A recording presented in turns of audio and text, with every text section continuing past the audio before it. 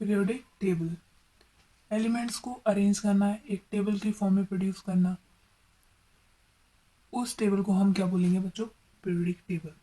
तो फर्स्ट जो क्या है पीरियोडिक टेबल, उसकी डेफिनेशन लिख लेते हैं। अरेंजमेंट ऑफ ऑल नोन, अब तक जितने भी एलिमेंट पता है उनको अरेंज करना है। All known elements according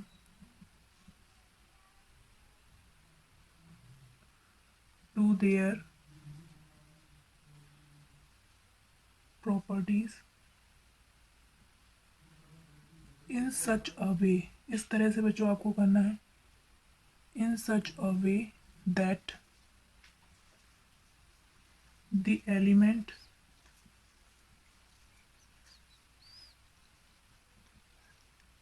having similar property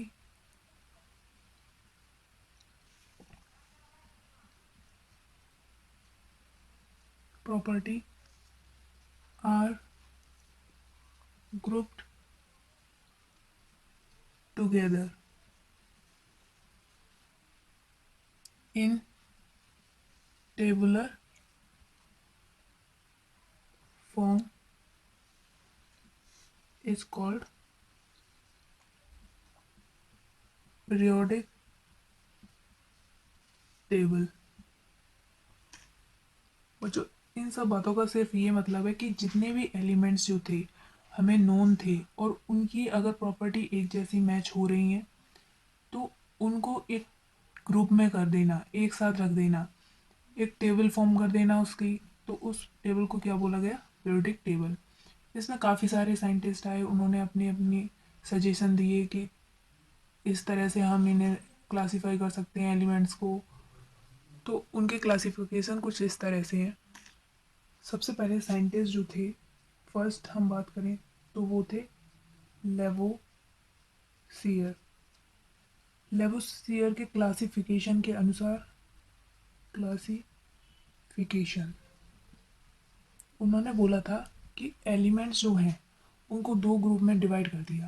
पहले क्या किया उन्होंने? मेटल और दूसरा नॉन मेटल। तो उन्होंने कहा ऐसे एलिमेंट जो इलेक्ट्रॉन को रिलीज़ करें, जैसे Na में से अगर हमने एक इलेक्ट्रॉन निकाला तो Na पॉजिटिव बन जाएगा, +1 इलेक्ट्रॉन। वहीं ऐसे एलिमेंट्स जो इलेक्ट्रॉन को एक्सेप्ट करें और नेगेटिव आयन बना लें, उन एलिमेंट को क्या बोला उन्होंने? नॉन मेटल बोला। तो ये बात तो ठीक थी, उन्होंने बोला जो एक्सेप्ट कर रहे थे वो तो नॉन मेटल हो गए और जो रिलीज़ कर रहे थे वो मेटल हो गए। लेकिन उनके सामने बच्चों ये प्रॉब्लम आई कि कुछ ऐसे एलिमेंट थे कि वो दोनों की प्रॉपर्टी को शो कर रहे थे। ना तो वो मेटल ही थे प्योर और ना ही नॉन मेटल, दैट मीन्स वो मेटलॉइड्स थे, मेटलॉइड्स। अब वो समझ नहीं पा रहे थे कि इनको कहाँ पर रखें। ये ड्रॉबैक लेवोसियर क्लासिफिकेशन के अकॉर्डिंग था। उन्होंने ये नहीं बता पाया था कि उन मेटलॉइड्स को हम कहाँ पर रखें। मेटल और नॉन मेटल को तो डिवाइड कर दिया, जो मेटल थे वो इलेक्ट्रॉन को एक्सेप्ट कर रहे थे, रिलीज़ कर रहे थे सॉरी, और जो नॉन मेटल थे वो इलेक्ट्रॉन को एक्सेप्ट कर रहे थे। लेकिन मेटलॉइड का उन्हें पता ही नहीं चल रहा था, तो उन्होंने मेटलॉइड को अरेंज नहीं कर पाया। He did not arrange the metalloids in his classification।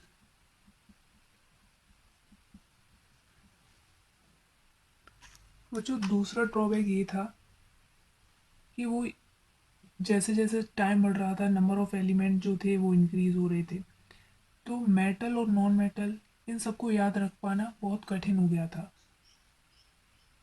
As number of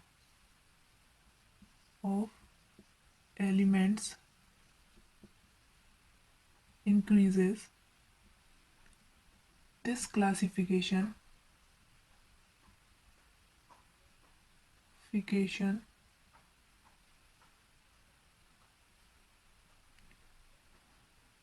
become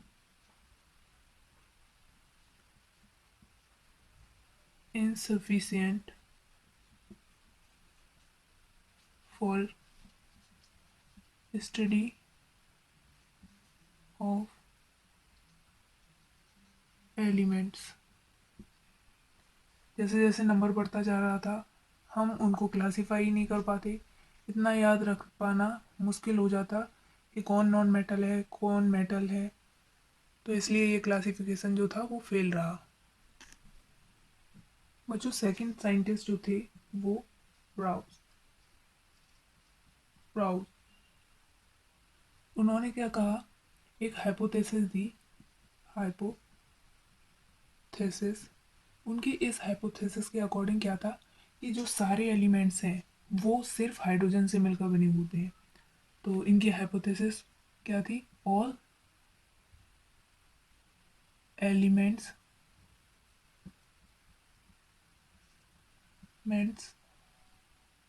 are made up of hydrogen.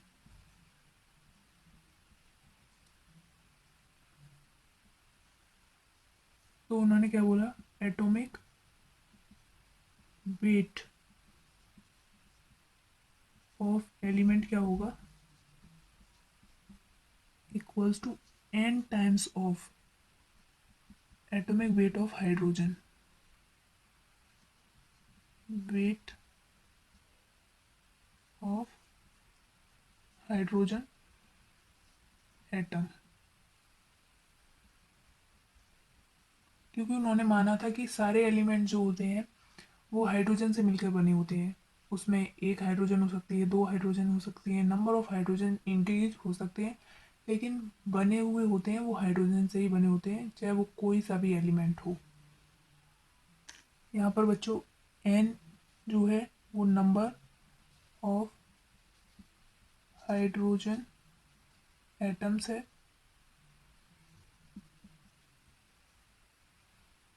और n यहाँ पर क्या हो सकते हैं, 1 हो सकता है, 2 हो सकता है, 3 हो सकता है, 4 एंड सो ऑन। बच्चे इसमें कुछ ऐसे भी एलिमेंट थे वो इस बात को फॉलो नहीं कर रहे थे, और मोस्ट ऑफ द जो है वो फॉलो नहीं करते हैं।